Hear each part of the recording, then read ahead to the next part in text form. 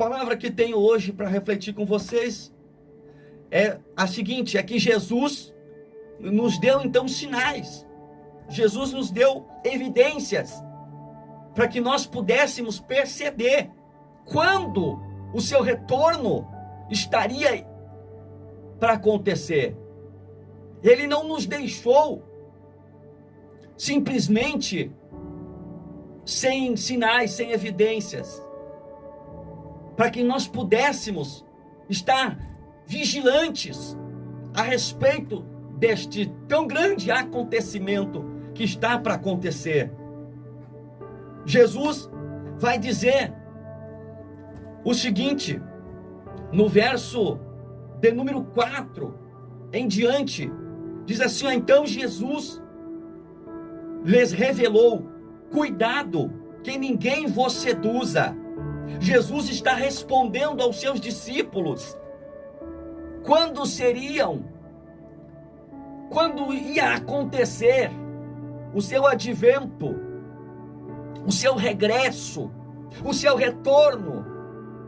Os discípulos queriam entender, queriam compreender a respeito desses assuntos.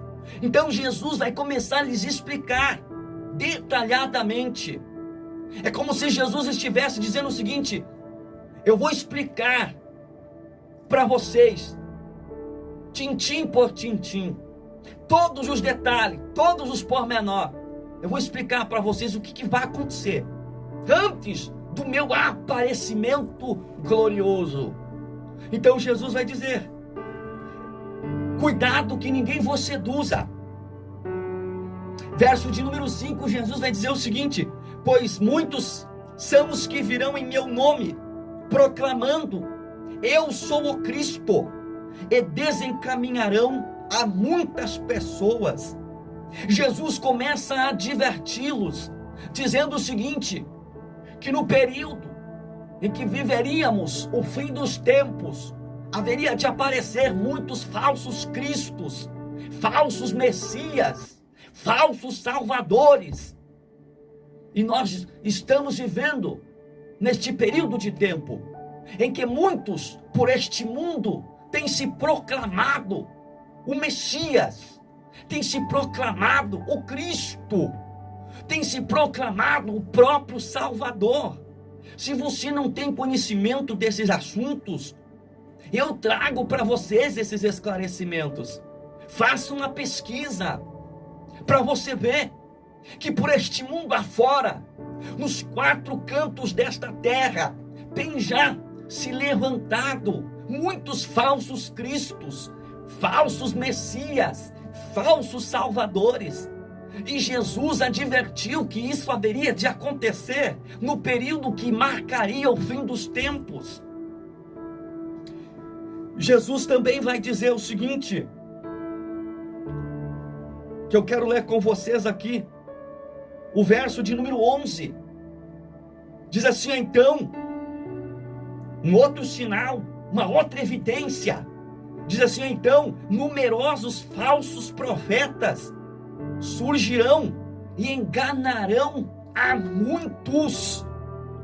E não precisa ir longe para nós constatarmos que isso é uma verdade nos dias que vivemos. Falsos profetas, falsos ensinadores, pastores, mercenários, que não estão preocupados com a salvação das almas, estão apenas preocupados em superlotar as suas igrejas, e não tem compromisso nenhum com a verdade, não tem compromisso nenhum com o evangelho verdadeiro de Jesus, porque o evangelho verdadeiro de Jesus, ele transforma as vidas, as pessoas se convertem, elas abandonam os seus pecados, e elas passam a viver uma vida completamente nova. Esse é o poder, essa é a autoridade do evangelho verdadeiro de Jesus. Mas o que a gente vê hoje é um evangelho barato, o que a gente vê hoje é um evangelho profano, promíscuo, um evangelho que não transforma a vida de quem quer que seja. E é o que a gente vê. Mas Jesus já advertiu que no final dos tempos iam aparecer estes homens, falsos profetas, falsos ensinadores, pastores mercenários, que se importam apenas com dinheiro, que se importam apenas com os bens e as posses de seus ouvintes. Jesus já advertiu que seria dessa forma, que seria dessa maneira. Um outro sinal que Jesus vai dar é a seguinte, está no verso de número 12. E por causa da multiplicação da maldade, o amor da maioria das pessoas se esfriará. Jesus vai dizer que o amor ao próximo, ao semelhante, a empatia, a singeleza, iria desaparecer no final dos tempos. E isso é bem verdade. Não precisa a gente ir longe para nós constatarmos este sinal, essa evidência. A maioria hoje está nem aí para quem quer que seja, apenas estão preocupados consigo mesmo, não se importam com a causa alheia, não se importam em estender a mão, em socorrer, em ajudar alguém. Mas Jesus já disse que isso haveria de acontecer. O amor ia se esfriar do coração. A empatia, a singeleza iriam desaparecer de quase todos. E Jesus disse também que a maldade iria se multiplicar. É só você fazer uma pesquisa no noticiário, seja um noticiário online, seja um noticiário televisivo, seja um noticiário radiofônico, e você vai perceber o quanto a maldade tem se proliferado de forma absurda, assustadora nos dias que vivemos. Maldade e violência sempre houve, sempre existiu, mas Jesus disse que no final dos tempos essa maldade, essa violência iria se intensificar, se expandir de forma absurda e assustadora. E nós podemos constatar isso, gente. Jesus também vai dizer no verso 6: e vós ouvireis falar de guerras e de rumores de guerras. Todavia não vos desespereis, porque é preciso que tais coisas ocorram, mas ainda não será o fim. Jesus vai dizer então um outro sinal, uma outra evidência de que nós haveríamos de ouvir guerras e rumores de guerras. E nós estamos vivendo isso, uma movimentação para a guerra. As nações, as superpotências estão se armando dia após dia para um confronto. Nós estamos a um passo de um terceiro conflito, de uma terceira guerra mundial, gente. E as pessoas estão, parece que, num sono profundo, não enxergam isso. Mas nós estamos caminhando para um grande desastre. Jesus disse que isso haveria de acontecer. Movimentação de guerra. No verso de número 7, Jesus vai dizer: porquanto nação se levantará contra nação, e reino contra reino, haverá fomes e terremotos, grandes tremores de terra por toda parte. Jesus está dizendo que haverá sinais na natureza, a terra estremecerá, e a fome tomará todas as nações da terra. Algumas principais manchetes atuais, são atuais essas notícias que vou passar para vocês. Diz assim, ó: filho é detido suspeito de matar a própria mãe e furtar o carro dela no sul de Santa Catarina. Isso aconteceu agora no dia 8 de março deste ano de 2024. Filho admite ter matado a mãe estrangulada e é suspeito de estuprá-la. Está assustado? Está apavorado? É exatamente isso que você escutou. Filho diz ser Deus. Olha isso aqui, gente. Camarada endemoniado, possesso. Filho diz ser Deus e mata a mãe a facadas para tirar o demônio dela. Isso aqui é terrível, gente. Vamos outra. Absolvido por matar o pai, presta atenção, absolvido por matar o pai no Distrito Federal, é preso por assassinar a mãe no Piauí. Isso é terrível, gente. Filha adolescente ajuda o namorado a matar a própria mãe e esconde o cadáver na geladeira. Isso aqui é recente. Todas as notícias que eu estou passando para vocês são recentes. Essa aqui especialmente, ó, dia 7 de março.